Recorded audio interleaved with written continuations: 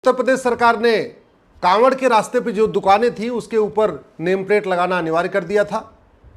उसके खिलाफ supreme court में पीआईएल हुई और सुप्रीम कोर्ट ने उस पर स्टे कर दिया। पहली बात तो ये, क्या जितनी भी पीआईएल होती हैं सबको सुप्रीम कोर्ट एंटरटेन कर लेता है क्या? बाकी 80% में सुप्रीम कोर्ट कहता है कि आप हाई कोर्ट जाओ, सुप्रीम कोर्ट क्यों आए हो? तो सवाल ये बनता है, आखिर इस वाले मामले में, कांवड़ के मामले में सुप्रीम कोर्ट ने ये क्यों नहीं कहा आप इलाहाबाद हाई कोर्ट जाओ, और सीधे सीधे सुन भी लिया, दूसरे पक्ष को सुने बिना बाकायदा स्टे भी कर दिया। चलो इसके आगे बढ़ते हैं। आप मुझे ये बताओ कि दुकान के ऊपर नेम प्लेट लगाने से सारी समस्या ठीक हो जाएगी क्या? दुकान के ऊपर नेम प्लेट लगाने दे से वो जो नफरत वाली सोच है, पाक नापाक की सोच है, हराम हलाल की सोच है, वो सोच खत्म हो जाएगी क्या? आखिर क्या कारण है कि भारत में हिंदुओं के जो खान पान के सामान हैं उसके ऊपर कन्वर्टेड हिंदू थूकते हैं, पेशाब करते हैं, लैट्रिन करते हैं?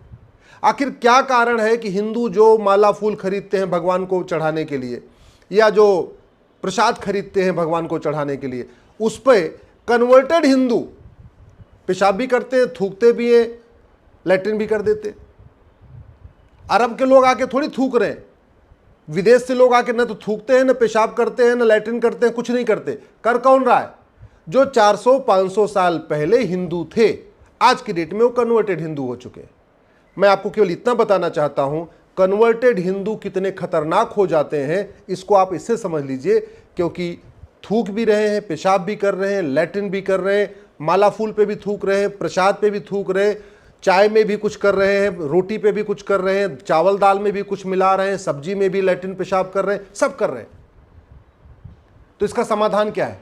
नेम प्लेट लगाने से सब ठीक हो जाएगा क्या? मेरा मानना है बिल्कुल नहीं, कुछ फर्क नहीं पड़ेगा।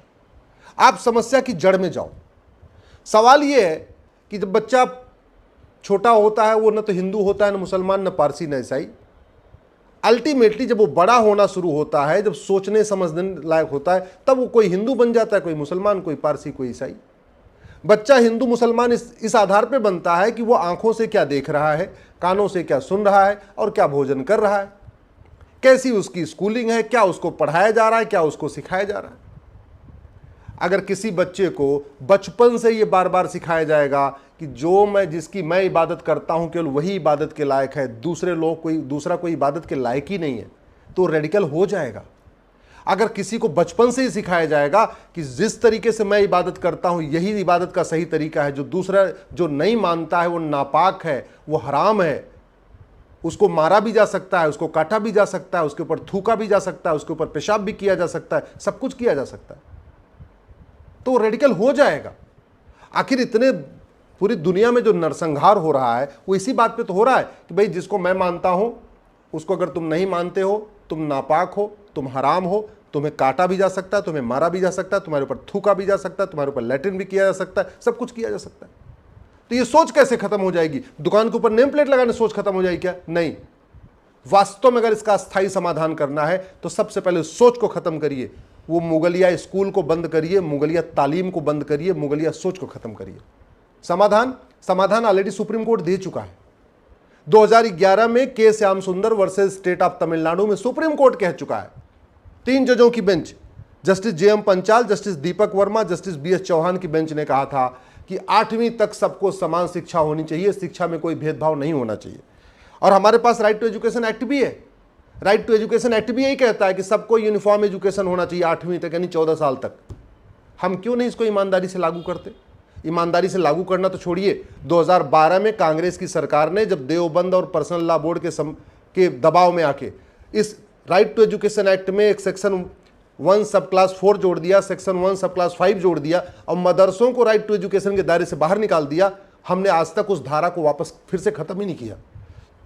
मतलब कांग्रेस ने जो पाप किया था वो पाप आज भी चल रहा है, हमने उसको खत्म ही नहीं किया। हमने सुप्रीम कोर्ट का जो 3 जजों की बेंच का जजमेंट था यूनिफॉर्म एजुकेशन लागू करने पर, ना उस पर कभी चर्चा किया, ना उसको कभी इंप्लीमेंट करने की कोशिश किया।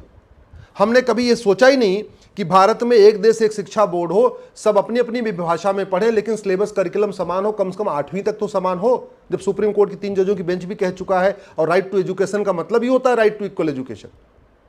हमने पहले किताब चलती थी हमारे पूर्वज, हम लोग छोटे थे तो पढ़ते थे हमारे पूर्वज, वो किताब बंद हो गई। हमारे पहले किताब चलती थी हमारे संस्कार, वो किताब बंद हो गई। पहले किताब थी हमारी संस्कृति, वो किताब बंद हो गई। पहले किताब चलती थी हमारी सभ्यता, वो किताब बंद हो गई। पहले किताब चलती थी हमारा इतिहास, वो किताब बंद हो गई।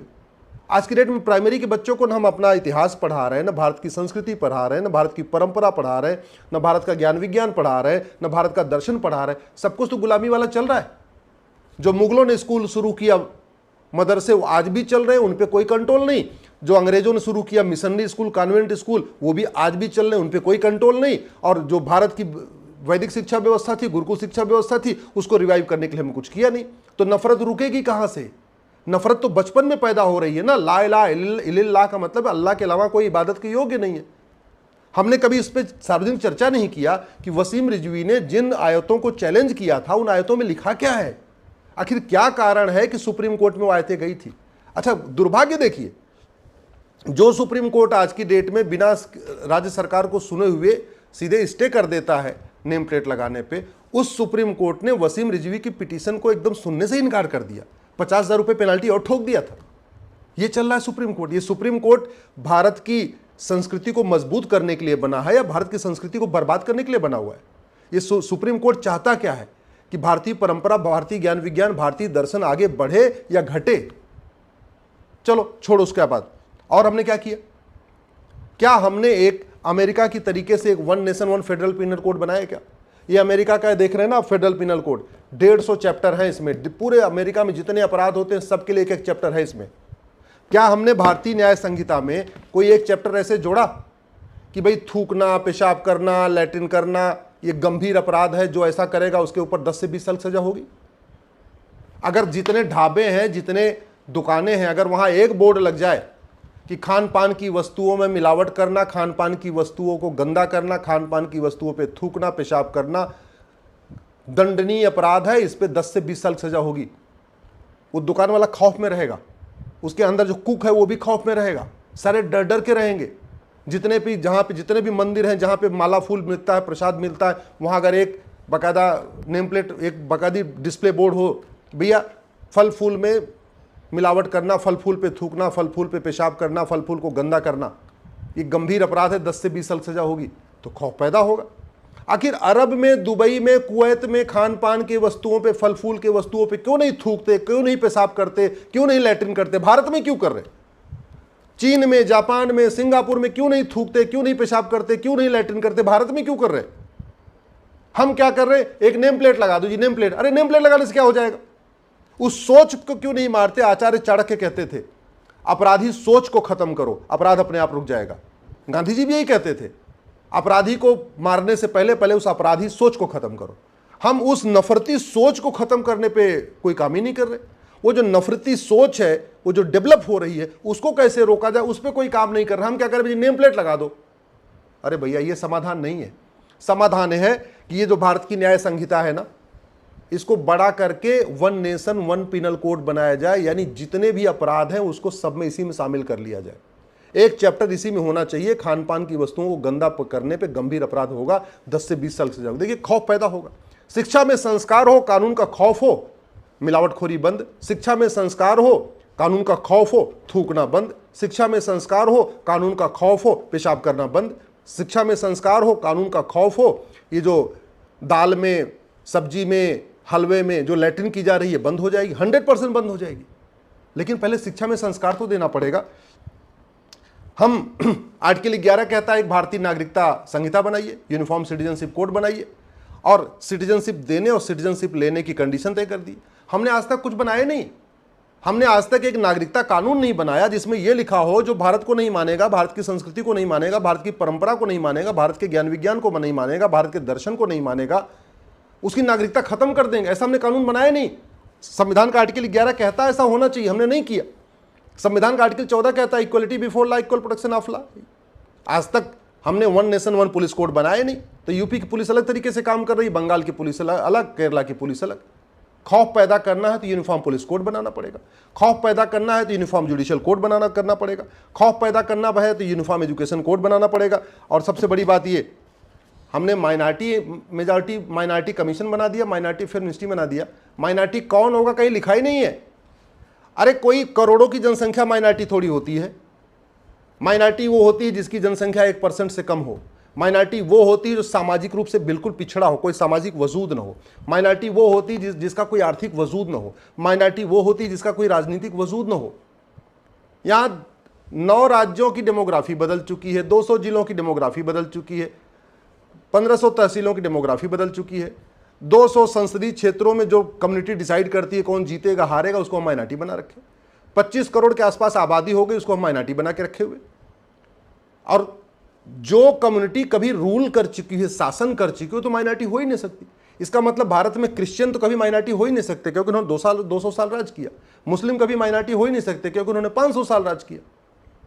और मुस्लिम और क्रिश्चियन इसलिए भी नहीं माइनॉरिटी हो सकते कि 1% से ज्यादा है। मुस्लिम और क्रिश्चियन इसलिए भी नहीं माइनॉरिटी हो सकते कि उनका बाकायदा आर्थिक वजूद है, बहुत सारे एरिया में उन्हीं का राज्य चल रहा है। आप उदाहरण के लिए पूरा सब्जी का कारोबार, बढ़ई का कारोबार, पेंटर का कारोबार, ऑटोमोबाइल का रिपेयरिंग का कारोबार, ऐसे दुनिया भर, नाई का कारोबार, धोबी का कारोबार, सारा कारोबार तो मुस्लिम्स के पास है। एक छत्र राज हो चुका है उनका। जितनी सब्जी मंडियां देख लीजिए, जितनी फल मंडी देख लीजिए, तो वो माइनॉरिटी कैसे हो सकते? ना हमने माइनॉरिटी को डिफाइन किया, ना हमने भारतीय नागरिकता संहिता बनाई, ना हमने भारतीय शिक्षा संहिता बनाई, ना हमने भारतीय पुलिस संहिता बनाई, ना हमने भारतीय दंड संहिता बनाई, ना हमने समान शिक्षा लागू किया, ना हमने कठोर कानून लागू किया, ना हमने कोई भय पैदा किया। ना शिक्षा में संस्कार है, ना कानून का खौफ है, तो थूक भी रहे हैं, पेशाब भी कर रहे हैं, लैट्रिन भी कर रहे हैं, सब कुछ कर रहे हैं। इसका समाधान ये नेम प्लेट लगाना नहीं है। समाधान है कानूनों को बदलना, कानूनों को परिवर्तित करना, समान शिक्षा, समान नागरिक संहिता, समान दंड संहिता, समान पुलिस संहिता, समान व्यापार संहिता लागू करना, समान नागरिकता संहिता लागू करना। यह अस्थायी समाधान है, बाकी सब टेम्परेरी है।